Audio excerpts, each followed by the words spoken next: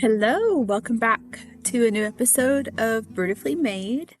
We are ending this month this week. This has been pretty consistent for me, so I'm glad that that's worked out. Um, yeah, I'm wearing one of my new products from my website. This has got like a little pink velour sequin sleeve with my sardine drawings on it. It just came in, my sample came in, and it's super cute, but brought a smile to my face, so I thought I would wear that today. And I get my granddaughters this afternoon. This is Wednesday, so this is my therapy session today, this afternoon, and I'll get the girls after that. And we are going whale watching tomorrow, so I'm very excited about getting to spend the afternoon doing something that is touristy, I guess, for the area, and getting to spend some time with them. One's a little apprehensive about being on the boat, and the other one is very excited. And so it's balancing out their anxiety about it and mine because we're doing this together. But I'm really excited that we're going to go on this little adventure before school starts for them. And it's something that I think that we'll have some good memories made after this little excursion. So yeah, so I'm looking forward to that and doing that activity with them tomorrow. And then my daughter, my second oldest daughter, and I are going on our own little adventure. We're leaving this weekend and going to spend a few days together in a very tropical place. So she's taking me to Hawaii. And it's sinking in that I'm going to get to see that state. It's very surreal for me to realize that being in Washington, you're so close to that area. And the flight isn't that long, and the expenses, because you're already here in Seattle, aren't as crazy as what they would have been if I was trying to plan it from Ohio. So just, yeah, very, very strange for me to let that sink in that I'm going to get to do that and make a memory with her. I've always wanted to take time to travel with my daughters, and I've never got to do that. And so we're making up for that. And I'm very, very excited to get to spend a few days with her to do that. I'm really looking forward to it. And when she suggested it, I'm just like, yeah, why not? Why say no? Let's make it work. And the website that I've been, relying on right now for some income coming in and my artwork being shared is doing really well. So I'm very, very grateful for that. And so, yeah, so I was like, yeah, I can do this. And I've been looking at jobs on Indeed. It's so weird to think about maybe going back into the workforce and wanting to find out what else I could probably do to, you know, do something valuable with my time and, yeah, to see what's out there and creatively. So, it's just, I don't know. I've got to try to look at life like a new adventure now. I really am just trying to stay open to everything. I went to my first group therapy session last night. It was in a beautiful part of the city. I also had to drive in the dark because it was in the evening, but that's okay. But it was enlightening. It was really hard when it came around to my portion to share. I literally couldn't do it. I had to like wait and come back around. I couldn't talk. It was just really, really hard. And everybody's grief journey was different, different reasons for bringing them into the group. And there were still common threads that were felt. So, in honoring the privacy, I can't really talk about anything else other than the facilitators were wonderful. And one at the end came directly to me and gave me another resource in the area that I did apply for when I got home. And yeah, I'm willing to get help through all of this in any way that I can. I know I can't do this by myself. This is a lot. And so I was very grateful that they saw that that may be very valuable to me. And I guess you have to be interviewed to be part of it, which is fine. You know, they're really trying to vet everybody and understand their journey and what brings them there. And it was kind of like the group that I went to see on Sunday.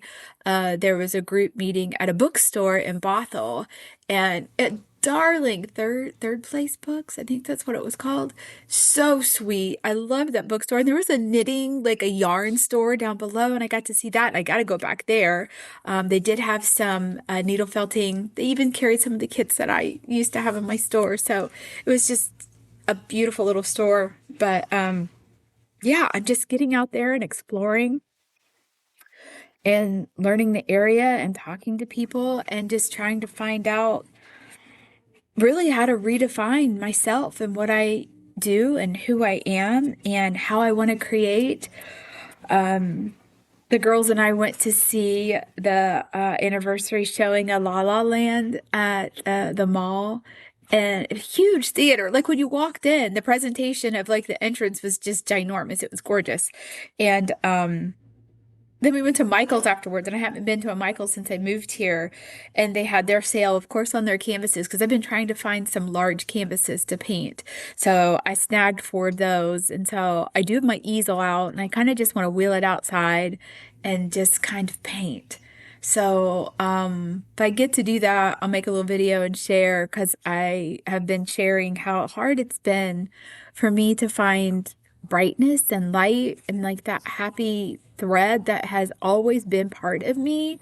It's just everything's been so heavy and I want to find that again. And it's really, really difficult. So I just kind of want to just freely go outside and just kind of paint. So maybe I'll do that this afternoon with the girls. I know that they've been doing some art every time they come here. We've been doing jewelry, painting, fiber art, cross stitching, stuff like that. But yeah, so I kind of just want to get my paints and brushes and things out and just kind of see what is in my heart, if anything, yet, and just kind of paint and just try to enjoy that. But I'm getting there. I'm getting the supplies together that I need and trying to figure out like what I want to come out of all of this. I've been drawing and doing things for all like my mahjong and stuff, but just to kind of paint a canvas and do some free just style stuff, I need to let myself go and do that. It's really hard to find that inspiration. In the quiet moments, my mind just goes to all of the things that are troubling me and replaying a lot of things that have been happening. And I am struggling with how to get past that. I've been reading a lot more, reading some books. I think I shared that last week. Did find some books, a couple that my therapist suggested. I did end up buying them. And then just some books that I've been reading Matt Haig. So I finally got The Midnight Library. I wanted to read that. I feel like my life is just all these different stories. And a couple people were talking about how the things that have happened in their grief are replaying like in their head. And that happens with me. This whole thing feels like this weird movie that when I stop, I've got this soundtrack in my head of things that trigger the memories of the day that I find out and the day that I've been, you know, replaying and opening that door and the police being there and things like that. It was just so traumatizing.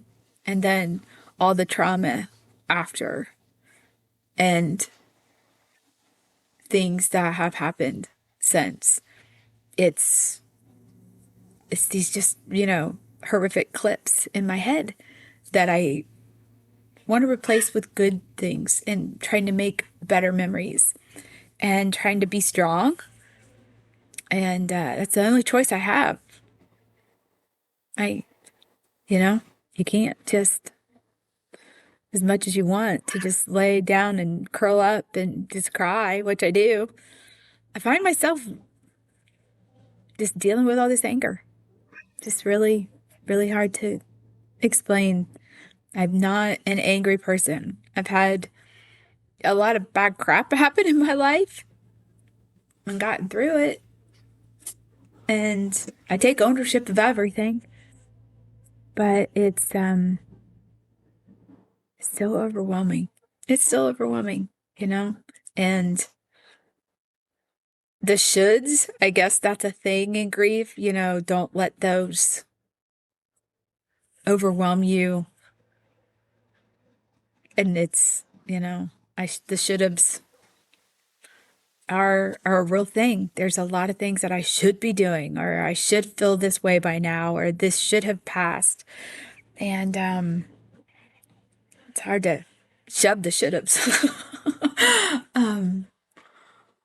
But it feels weird to laugh. Like I just caught myself doing that. Yeah. This is a very insane feeling.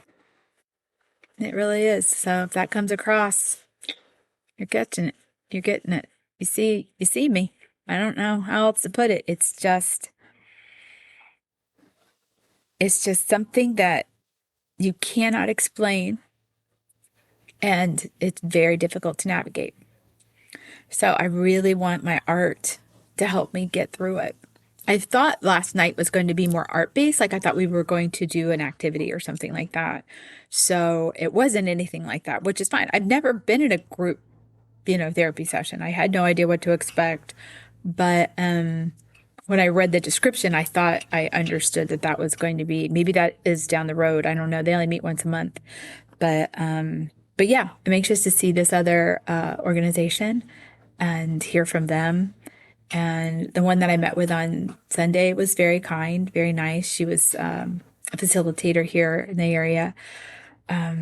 But it's interesting. It really is. So just wanted to share a little update and hopefully share some art that I'm making with you, or, that I'm making and can share it with you. My granddaughters want to do a creative podcast together and do, little projects so the kiddos can follow along. So we may work on that coming up here soon after I get back from my trip. But there's all kinds of things that they want to make. And the funniest thing has been they've been designing their own mahjong tiles. And so I have a printer, sticker machine. And so I bought blank ones. And I took their drawings and I made their own tiles for them because they love playing. I've taught them how to play, and we play with like a mini mahjong card. And the littlest one, the 6-year-old, she's obsessed with cryptid, like the spooky, scary cryptids. But this was particular one they call pants. So it's like the Fresno Nightcrawler where it looks like it's a pair of pants walking. She's obsessed with that one. And so she draws it all the time. And so she drew pants, and then it has little pumpkins with it. And then her sister did a moon. And so we took all their artwork and put it together and made a mat. And then I took all their artworks and made all the suits for their mahjong tiles. And so they now have their own custom set of mahjong. They're just little stickered ones, but they love it. And it's so cool to show kids how you can take your artwork and turn it into something that's tangible and that you get to hold. It's not just something on the refrigerator. And I've made their labels for school and their stickers. And they just, in their drawings, like to them, that comes to life. And so it's so fun to encourage them to draw and see what you can do with it. And again, that brings me so much joy, so much light. And that's what I have to keep focusing on. And if you've dealt with grief and you're an artist and you're on the other side years down the road on how it's changed you, share with me. Let me know how you're getting through it. I've been talking to another friend who's a photographer, and she's dealt with some deep grief. And there's so much positive light in her voice, as much as it hurts. And that's very uplifting. And I appreciate her candor and sharing in that and it gives me hope that I can get through this, because some days are just really heavy, and moments catch you off guard. And it's really just something that I'm going to have to sit with for the rest of my life. And I just want to do myself justice in getting through it all, and not burdening anybody. That's my biggest thing. So I appreciate it when you share and let me know how you're doing to get through it. Gives me ideas, gives me some perspective, gives me some hope that I can make it through. So otherwise, all these terrible statistics that you start getting when you are trying to navigate how to handle stuff starts weighing in your head. I don't want to be a statistic. So, but thanks for listening. Thanks for being here. Thanks for choosing to be here. Because you can scroll on past if you don't want to. But stay beautifully made. Follow along. I'm doing giveaways on Instagram as I hit 1,000 marks. So if you're into Mahjong, I'm doing Mahjong giveaways, and I have a mural giveaway coming when I hit 5,000. Just if it, is something that you want to follow along there, please do. I appreciate it. So take care. I will talk to you probably later next time, because I will be away. But stay beautifully made. And thanks. I appreciate you all. Take care. Bye.